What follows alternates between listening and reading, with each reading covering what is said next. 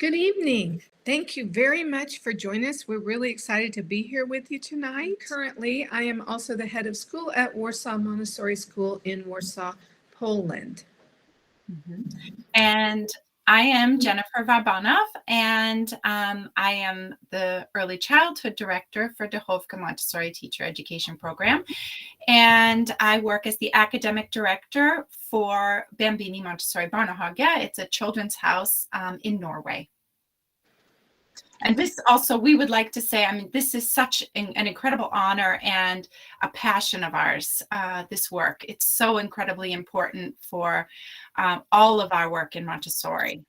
So, like Jen said, if you missed it, when we were planning this, we saw we had so much information and material to share with you that we decided we had to create 2 sessions. So this one is going to be more theoretical, and then the one that we have scheduled and we'll tell you at the end about that one is going to be taking the theory and the application. So we're talking about developing peaceful individuals and community builders.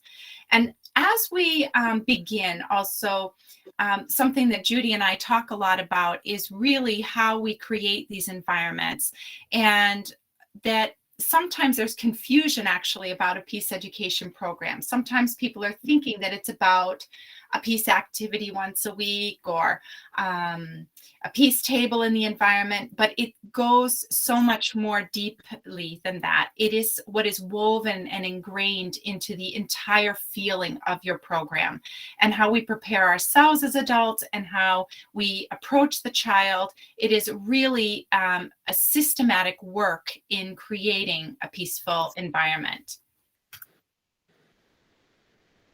So to begin with, when we were talking about this, we spent a lot of time thinking about what are the needs in the environment and the needs of the child.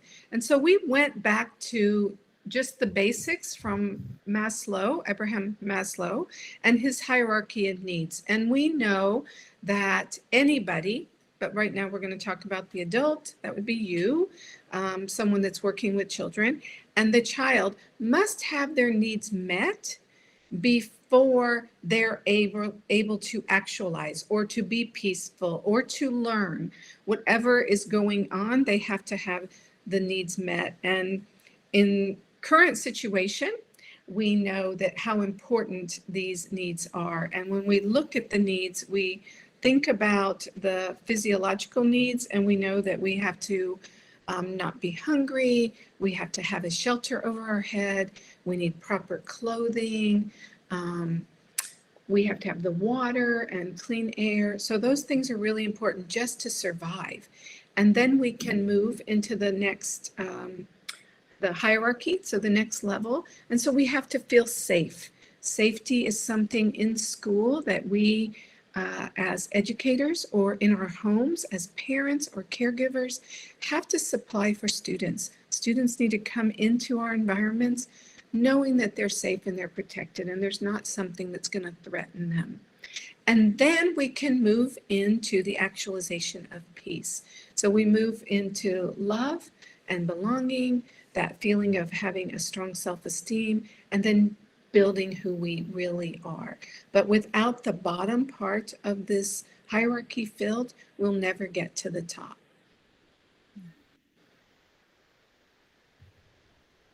So we have our core and necessary elements that we're always looking at. And in Montessori, we call that the fundamental human needs. We have a lot of work that we do is observation. As we know, this is a scientific pedagogy. We're looking always at preparing the environment. We're looking at our hypothesis of what should be happening in the environment based on our knowledge of child development. And we're looking at the experimentation that's going to be on the shelf. That would be the work that's on the shelf, and observation. We're constantly going through the scientific steps and working with them. And when we observe children, we may see that some of these elements could be missing. And that could be from slight things. For example, certain children may need a little bit more nourishment throughout the morning in order to be successful. It also could be rather larger things. An example of that, I could say, we recently had a visit from someone in Africa starting schools there, and their greatest concern in their country was that the children, they knew that on Monday morning, the children were extremely hungry because they didn't know if they would be eating anything between Friday afternoon and Monday when they came back to school. And it was an incredible experience to be talking about this and how they could serve their community and how they could have that focus on, well, how do we make meal plans for the weekend? How can we help to support the children? And we remember in Montessori, it's not just about an education or a school education or coming to school. It's really about serving the entire human development and what the needs are in a community. So it's far deeper than the materials on the shelf. There are many different examples that we could use about this. I know, Judy, you also had an example. I do. I think that sometimes we forget some of the most simple things when we're in our environments with our students or with our own children at home. And something as simple as children that maybe have two homes. So they come from a family that's different and they have two homes. And sometimes they come to school, and if they're not sure what time they're getting picked up or who's picking them up, it often can make them not feel safe. They're unsure. They can't move through their day until that information is shared with them. And also, like you said, the food. I think that we have oftentimes have children that come that are hungry. Mm-hmm. We have to recognize that, and we have to give them or give the ability for them to sit and have food. And then we have to give them the wait time for the digestion, for them to feel full, and they're able to do what we would like for them to do in the environment. Mm-hmm. And there can be also, as far as observation, some more extreme cases, but safety could be, as many people know, safety could be a definite issue as well. So if, for example, we're observing a child who is not actually engaging in the environment, but perhaps sitting in front of a material to look busy, or a child who does not choose challenging work, a child who is perhaps not engaging in community time, those types of things would be something we'd want to observe closer over time, because they could be red flags for something. So our work is always to observe the children to make sure that all of these fundamental human needs are met, because without that underlying foundation, we really are not we are not able to move into a more peaceful state or to be considering the important elements of the community. So the community can support the child and shall support the child, and we have to make sure that they have this basic work. And now with the current situation that's going on in the world, we really need to be extremely aware of how we're going to be able to support human needs where they're not existing currently.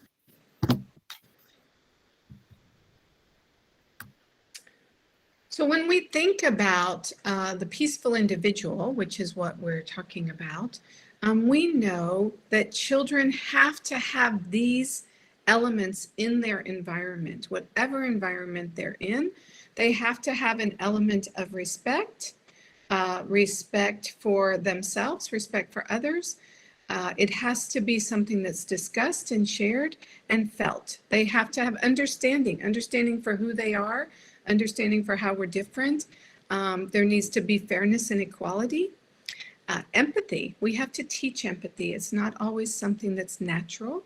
And then compassion for their peers or for others. And then the idea behind nonviolence. How do they solve problems, or how do they understand others and help in a nonviolent way? So we're looking also at building that environment, because we're not just working on the development of skills, but we're working on the development of a personality. So oftentimes we will look at the unquantifiable elements within the environment? What are those important elements like curiosity, enthusiasm, cooperation, respect, inner drive, and reflection? These are things that a child will need for success in life. They're very important for problem solving, for taking on challenges. All of these elements are so incredibly important, and it's the development of these attributes that will help create gratitude and peace, or develop gratitude and peace in the environment. Now, we know that every single organism is affected by the stimuli in the environment. And so that is the same with what's happening in our environment. We see from birth, the environment that the child meets is going to either meet their needs, or perhaps in not all cases, it's for both positive and negative. The environment doesn't always meet the needs of the child. So we're looking at creating an environment, and really even from birth, of course, where the child is receiving everything that they need as far as security, safety, nourishment, really opportunities for development in a sensorial way, experiences. And we know that the experiences that they have create memories. And it's within those experiences that we develop. So it can either be positive or negative. And there's, of course, so much within child development that we look at there. But the most important thing is that when we're creating our environment, we're really aware of the fact that this is not just about the math lesson or the language lesson. It's about how we communicate with each other. And we, as the adults, are role models and responsible for making that environment. So necessities for peace. Peace is actually a state of being, and it is internalized through normalization. So normalization is when the young child is able to abandon their negative behaviors in exchange for positive behaviors. And oftentimes they have to work through different activities or different work to become normalized. So it's an internal quality that cannot be induced by external means. It's something the child has to come to, has to arrive at. These necessities for peace listed here are built upon from a very young age. They look like they're for very old children, this list, but we start when they're young. So we work with the children in all of these areas, starting very young, to start this practice and understanding, and where it will lead us when you see these big concepts or ideas for the older child. So for instance, sustainability. We start to talk with the youngest child and to show them sustainability with how to recycle things, even the smallest pieces of trash, how to take it apart, how to divide it.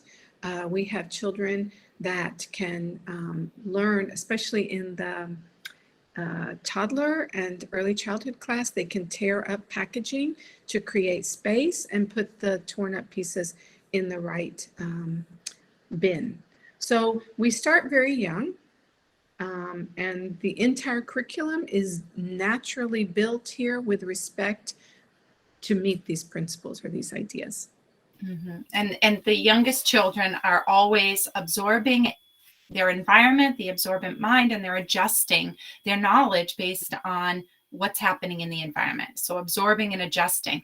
And through this process, they are gaining an understanding, whether it's like Judy said, recycling, or if they're going out and we do adventures and we pick up trash in our community and take care of our community. If we raise money to do a bake sale and raise money for a specific thing in the community or a global activity, all of this is setting the seeds, planting the seeds for helping others, our human task, tolerance, international understanding as well. Of course, our global work is very relevant from the youngest children through the adolescents, and it's just inspiring to see their work and their ideas. Mm-hmm. So coming up, we have some some quotes and some reflection from Montessori. And in this picture, I just felt like, or we did, that this just shows how everything is connected. And when we look at this, you can see that the slightest touch on the water will send the ripples that go far beyond what we're able to see. So in the moment, you see the very tiniest piece, but into the future, these ripples are way out there. They're very far. They can be years down the road. So Montessori's words and practice affect us now, and they affect everything that we do later, especially with the children we work with.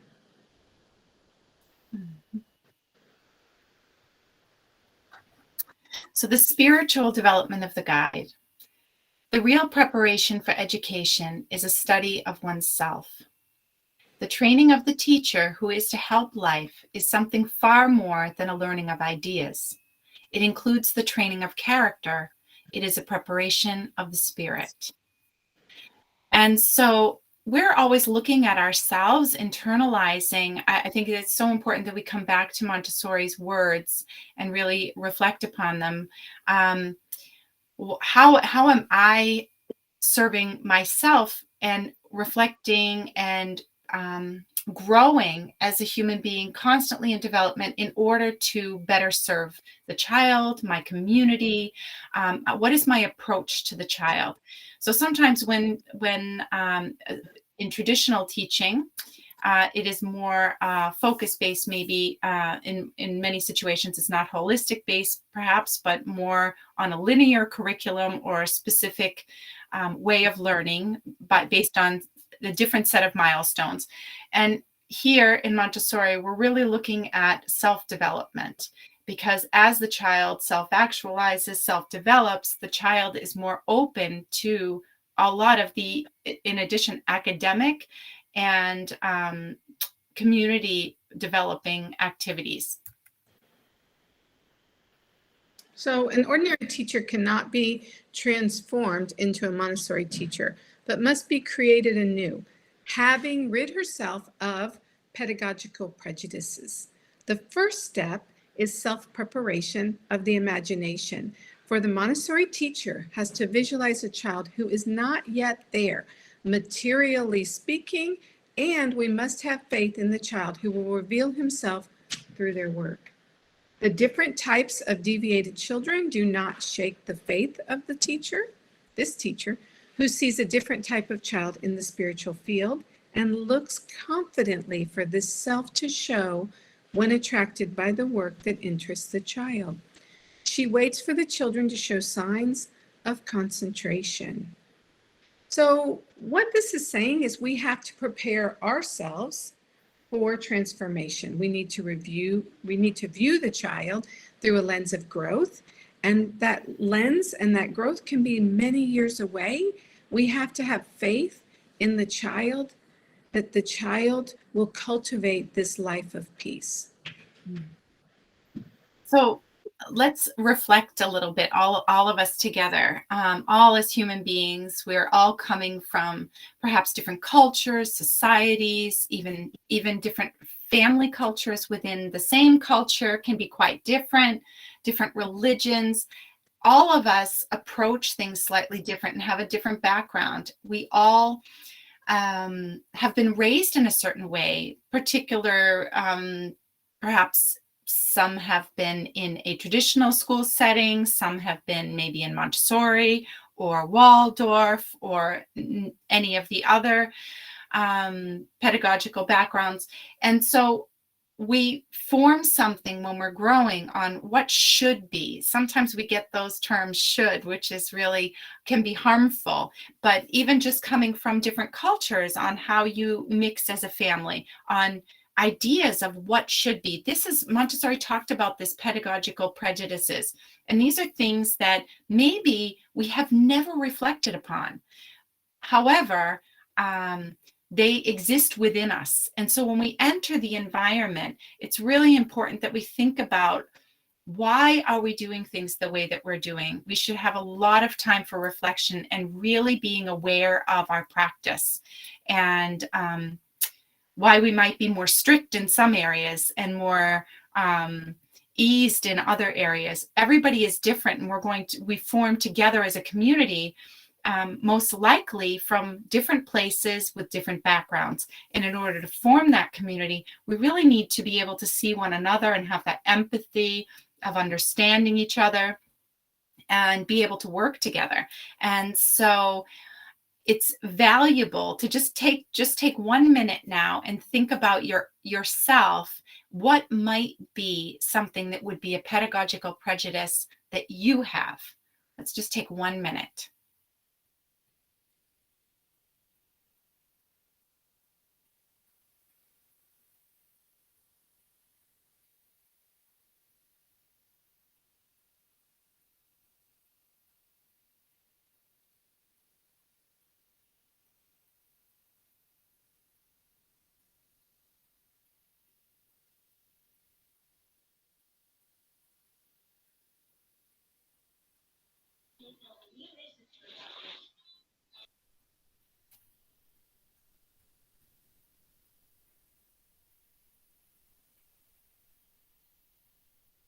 Okay, so we'll save that and maybe we'll have time to talk about those at the end. By becoming aware of our pedagogical prejudices that we all have, it helps us to become more aware, and it helps us to be more open and serve the children and the community, and helps us to become the solid role model community builders that we want for the children. So Aline Wolf, I think that she described it so beautifully well in Nurturing the Spirit, because sometimes there's a confusion with spirituality and religion. So I wanted to add this, or we wanted to add this. Spirituality is the deep looking into the unknown in the universe. It is the journey towards self-discovery and a sense of interconnectedness. Religion is a set of answers to those deep questions. Spirituality is a sense of awe and wonder and openness to an existence beyond our sensory and intellectual experience, humility, and a sacred connection with all of life and oneness within the universe. Now, our approach when we even walk towards the beach and pick up a stone or a shell and we observe it and we show gratitude, these are some of the very practical things that we're doing on a daily basis with our young children, and with the children in going deeper into elementary and study of geology in adolescent. It just builds upon one another. But when I walk on the beach and I pick up this beautiful shell and we feel it, and we'll just touch it and caress it on our cheek and smell what the smell is, we get an experience from it. Building all of these experiences helps us to make that connection with the earth, which also brings about a special kind of spirituality and shows a gratitude. And this is really part of the foundation of that peaceful individual. Mm-hmm. So here's another quote by Maria Montessori. The essential is that of the teacher should go through an inner spiritual preparation, cultivate certain aptitudes in the moral order. This is the most difficult part of their training, without which all the rest is of no avail. They must study how to purify their heart and render it burning for charity toward the child. They must put on humility and, above all, learn to serve. They must learn to appreciate and gather in all those tiny and all those delicate manifestations of the opening life in the child's soul. Ability to do this can only be attained through a genuine effort towards self-perfection. So how does the adult prepare themselves for these interactions with children? They need to study. They have to actually accept the role, that their role in the environment is to serve the child in an objective manner. To be objective and to know where our children are moving and where they're growing, we have to observe. So the key element that Maria Montessori said is observation is that key to seeing the child. So to observe, it is necessary to be trained. And this is the true way of approach to science. He who has been trained to see begins to feel interest, and such interest is the motive power which creates the spirit of the scientist. So we are looking at ourselves, really, that approach is a very scientific view. And as we observe the children each day, and we realize as we are part of the environment, we're also part of the observation. There is no way of removing an element from an environment, but we try so hard to not be seen, and we must be as objective as possible, because we're learning in a cycle. We're not only observing that one individual child, but we're actually observing the whole development of humanity. We're also learning so much about the growth of human beings, how people learn, and as we learn how the children are learning, and each individual is unique, then we are able to serve those individuals and approach those individuals in a unique way, because as they grow and they become more peaceful individuals, they're also building that community. So it's a constant cycle that the child is learning from the adult is learning from the child. We are always in a cycle together, building this community. And we are, as adults as well, just as much part of the community as the children. So we're a team, whether it's in the adolescent program or the toddler program, we are a team working together, and that's our approach. So directing our actions toward mankind means first and foremost doing so with regard to the child. The child, that forgotten citizen, must be appreciated in accordance with who he is, with his true value. His rights as a human being who shapes all of mankind must become sacred, and the secret laws of his normal psychic development must light the way for civilization. And that's from Maria Montessori's book, Education and Peace. So again, we are looking at this child and observing the child and helping the child to observe nature and supporting that child's development. So the child is capable of developing and giving us tangible proof of the possibility of a better humanity. He has shown us the true process of construction of the human being. We have seen children totally change as they acquire a love for things and as their sense of order, discipline, and self-control develops within them. The child is both a hope and a promise for mankind. And I would say also self-regulation.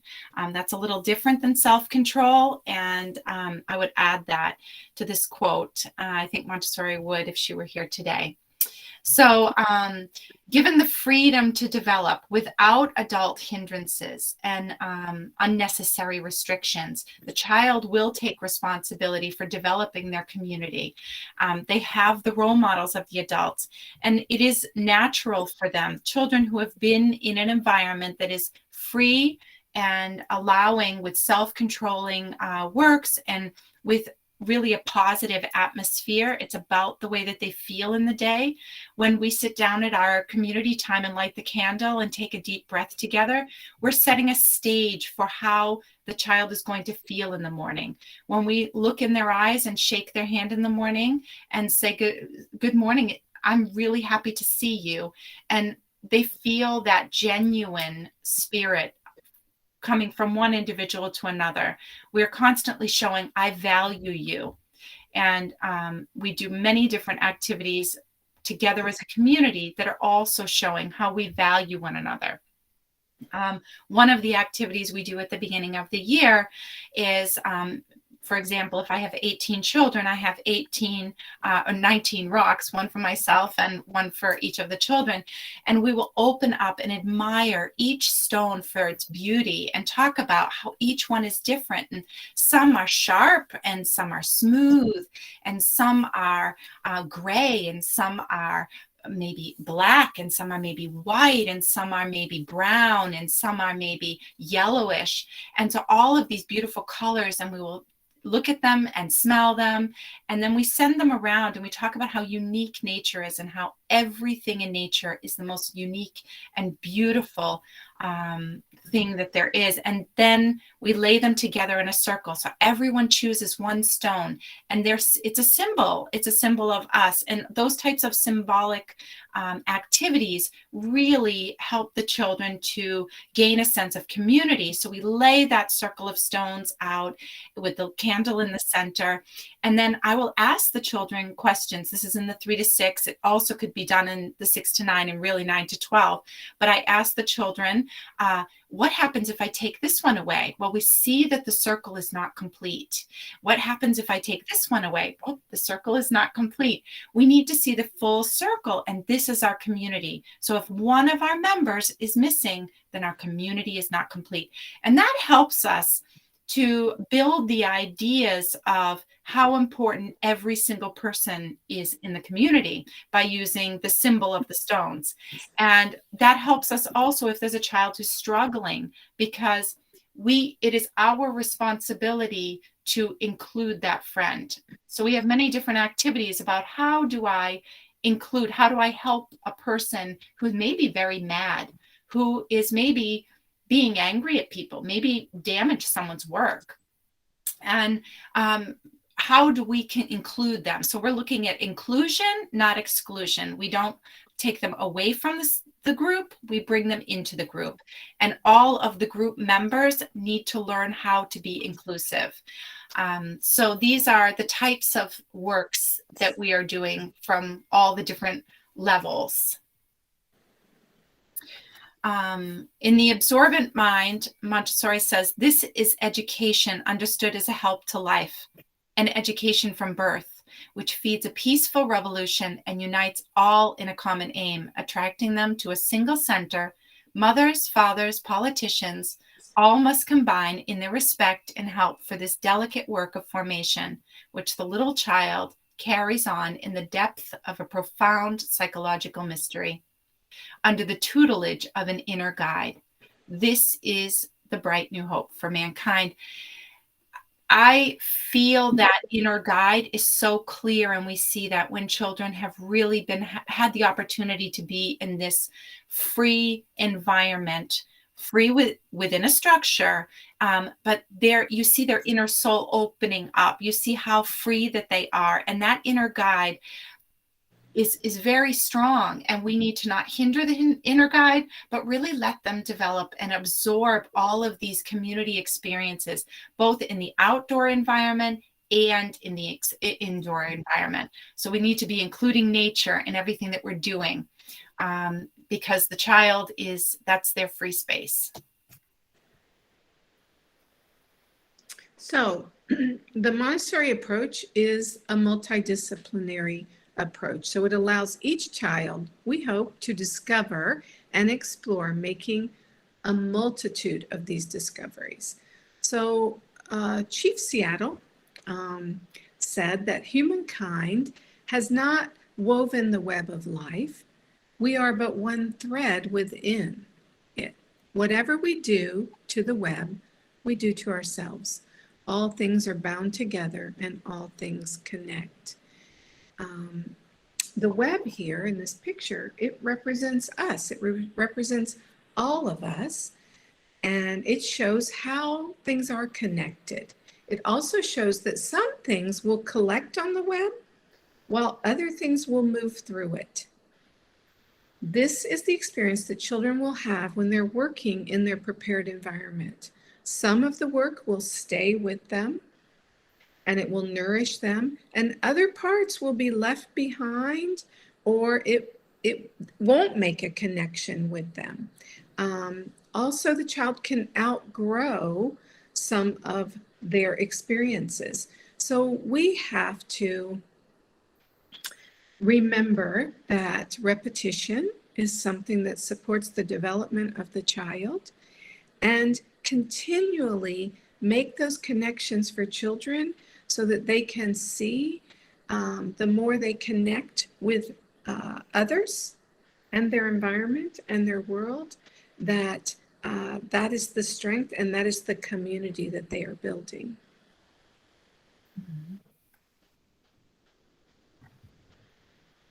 So all of life is interconnected and developed through relationships. So we see this, of course, with some of our activities and, of course, in nature, where we see the sun and the soil, water, air, plants, animals, and human beings. Everything's connected. We are dependent on one another. And like Judy said, it is really the web. And our curriculum is not linear either. It is really like a web. So all of our work is interdisciplinary and working together. So we remember that also the relationships that are formed in the environment that form the children, they are developing the children. When the child walks into the environment or out in the outdoor environment, everything that they're meeting, just like in evolution, everything has been about relationships. So everything that they meet, whether it's your response to them, whether it is the physical environment that we're preparing for them to meet their needs, whether it is another child or the social situation, they are adapting and learning and evolving really from these relationships and developing. So the type of environment that we have is really going to, the type of approaches that we have are really going to help form the children and the social experiences within that environment. So here you see this little guy with this huge magnifying glass. And it's important to remember when the child goes out, it's the world itself that offers itself to him. So take the child out and show him the real things instead of making objects which represent ideas and closing those objects up when you're done with them in the cupboard. We need to take them out. And I know that many of you that have experience in a Montessori environment, Montessori classroom, you understand that. But it's important to think about it again. And any time of the year, any season of the year, there are plants. They're doing different things at different times of the year. The plants have different things going on in them. So for an example is to take the children out and show them how to look at a plant, a whole plant. So they might have to dig up a small, even a weed with a shovel, and show them from the top of the weed to the bottom of the root what that looks like, and talk about those parts that you're seeing right there in the moment. But more importantly, when you're done with that weed, show them how to put it back in the soil like it was when you took it out. Because it is part of the earth and we are connecting to everything, and we don't want to destroy those things in the earth. So you have to show them, again, as Jen said, we have to model that because that earth is part of who we are. Yeah, thanks, Jen. You're welcome. And even when we introduce to the 3-year-old the tree, when we're doing that first introduction, everything is being introduced from the real first. We're rubbing the bark of the tree, and we make that connection between our skin and the bark. And oh, here's the veins of the leaf, for example. So we're making that human to the botany connection. We're always trying to make those connections into nature, about ourself into nature, and in creating a greater understanding of how deeply connected we truly are. Because again, that brings about gratitude. And our approach to nature, and our approach to insects, and our approach to all of the outdoors, we need to remember that all of, for example, the sensorial materials are an abstraction from nature. If we look and gather elements from nature and bring it into our sensorial environment, we start making connections. And again, all of these connections build a greater awareness of our place in the world and how important community is. So our Montessori pedagogy is a holistic pedagogy, and it really looks at the social, cognitive, moral, and biological development with the children. And this development happens both indoors and outdoors, and it's in everything that we do. There's no leaving the children's house and taking off that Montessori hat. It's about an approach. It's within us. So it's very important that they have opportunities in community work, in individual work time, with their social interactions, and just free exploration that they are able to develop in this holistic way. So here you can see the planes of development that Maria Montessori developed. And the most important thing here is to think about how are we supporting the development of that peaceful individual. And we start with the most basic idea. And from the 0 to 6, help me do it myself. That is how we will support that child. We're giving them control during times that they need it, and they will find the confidence and the inner peacefulness that they need to be a centered child.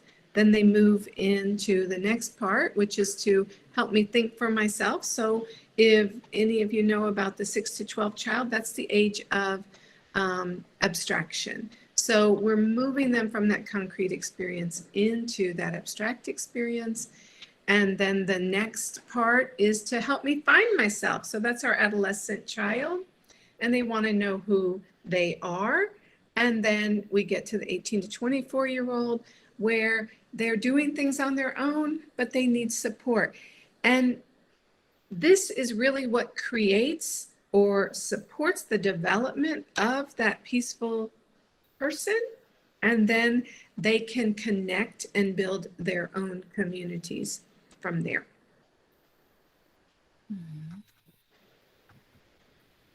So when we're learning and when we're trying to think about the inner development of the child, so we go back to that inner guide that you can see here. Everything that's happening from birth is extremely relevant and from before. So I just wanted to build up a little bit about this development. So as the child is coming out into the world, because that's what we're doing, we're introducing the child to the world, they are exploring with their senses. Everything is forming an experience for them. The sight, the sound, the smell, the taste, and wonder. And I include wonder in that because, or we include wonder in that because it's so important that a child has that reflective time to wonder. And we use that language as well. And that's part of our openness as talking out loud. I wonder. We use that a lot in the environment. So the children first are absorbing with all of their senses. Now, at some point, ego is going to come into this, and that can really hinder. That can be a positive or negative.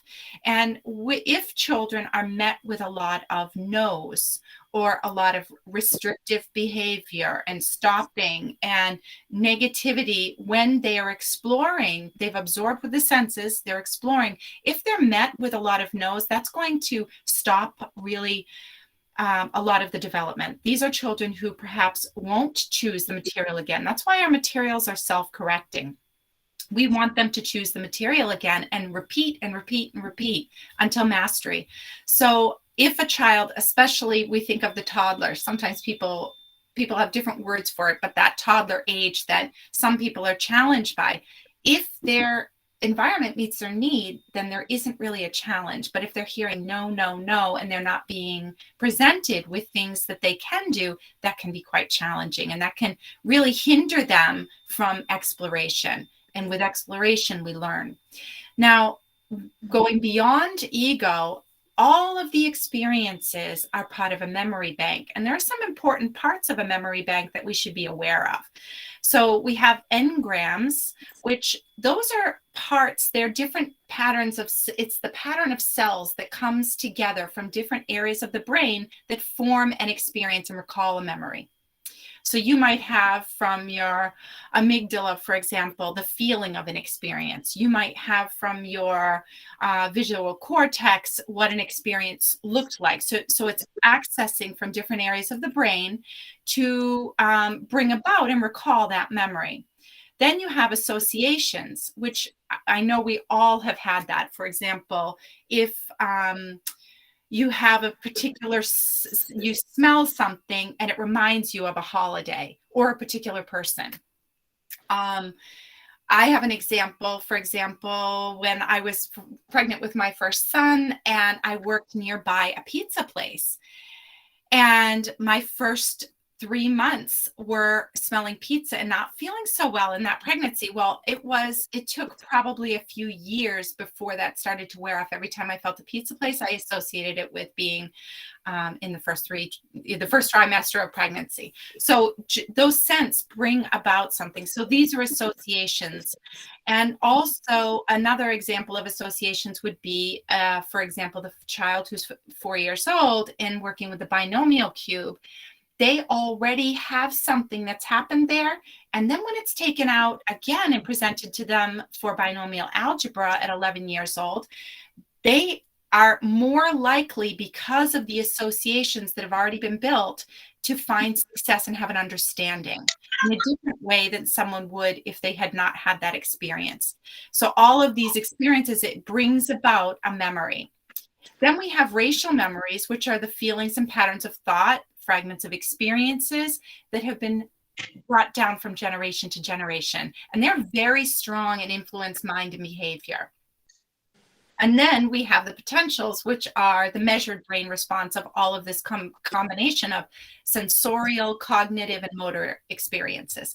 So these things help to build a memory bank. So you can see that based on someone's experiences and relationships and places that they've been, perhaps, based on their family background and culture, their memory bank can be quite different. Even if they're raised in the same place, in the same neighborhood, they could have a completely different memory bank. So all of that is also having a direct effect on our inner guide and how we are able to navigate. So we have first our senses, then the ego, then all of this layer of the memory bank, and then our inner guide. So the freedom that a child has within all of this is really going to determine a lot about their focus and their guide, and further development, their awareness, reflectiveness, and cosmic consciousness, their awareness of their role in the world, their role as a member of society and as a member of the universe, really. What is our human task? So it's kind of a buildup that we need to be aware of. So when I'm preparing, for example, a toddler, infant toddler, or a 3 to 6 environment, I want to make sure that the senses are everywhere, that all the feedback from the adults are positive feedback, and that we redirect any kind of we're not going to say stop running. We're going to say, oh, let's work on walking. Let's do it together. So they're getting a positive experience all the time. We're working with parents and parent education to help them understand why we're doing what we're doing, because parents are vital. And we really want them to be working on the same, be working together as a team. We're a team together to really help develop a strong inner guide and lead towards individuals that will be community builders and have that cosmic consciousness. So Montessori environments are consciously prepared to develop cognitive functions and aid in strong community building skills. We're looking at social cognition, empathy, and strong leaders. So executive function, this is where children get as they move through all of those parts that Jen was just talking about. And it is the mental skills that include working with memory, their flexible thinking, self-control. These are when you're planning activities with students or with children that you work with, is to really think about how is each activity connecting with these different areas of executive function. So, of course, using as many senses as you possibly can automatically will connect in many of these areas. So we use these skills every day to learn to work and to manage our daily life. If there is trouble with a child with executive function or an adult, it can make it very hard for them to focus. They can have difficulty following directions, handling emotions, and other things. So if you notice there's certain things going on with a child, really think about, is it emotions? Is it their memory? Do they have a struggle with organization? Can they plan? Do they need your support problem solving? Because if you can help them and help to strengthen their executive functions, you will help them to be a stronger person overall. And this helps the community to become normalized, really. So I think it's important that we talk about different studies as well, studies that are taken in Montessori environments, because they are giving us an indication of our work. So Dr. Angeline Lillard, a professor of psychology, wrote, she had an article in Science Journal based on one of her research projects in some different schools in the United States. And there were schools of different economic standing as well. And still, it ended up being Montessori and traditional that she was looking at. And the findings were, she said, we found significant advantages for the Montessori students in these tests for both age groups. Particularly remarkable are the positive social effects of Montessori education. The Montessori students were clearly more prepared for school in both reading and math. They tested better in executive functions, which is a sign of future academic and life success.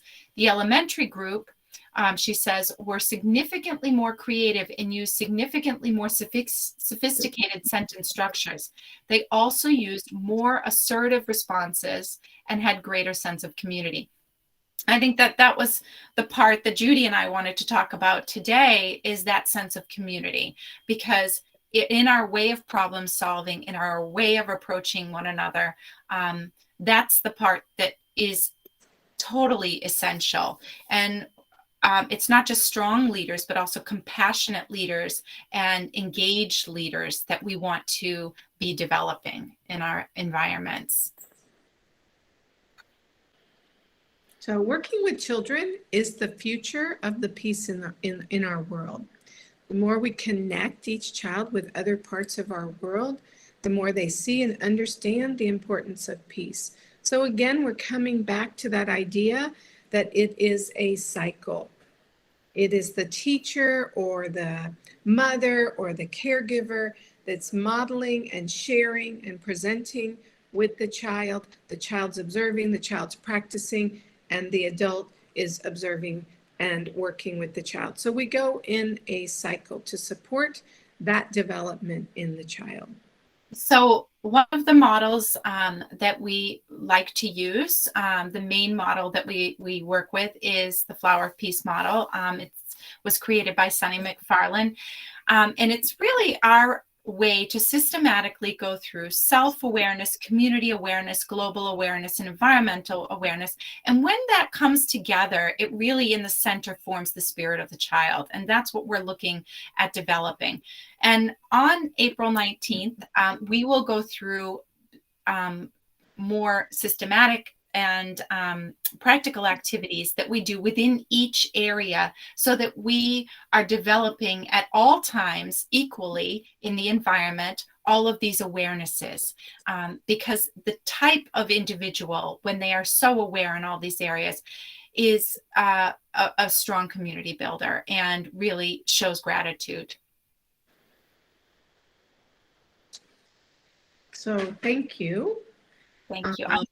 We hope that we can see you on April 19th again at 6 p.m. or 1800. And thank you for joining us. We look forward to seeing you then.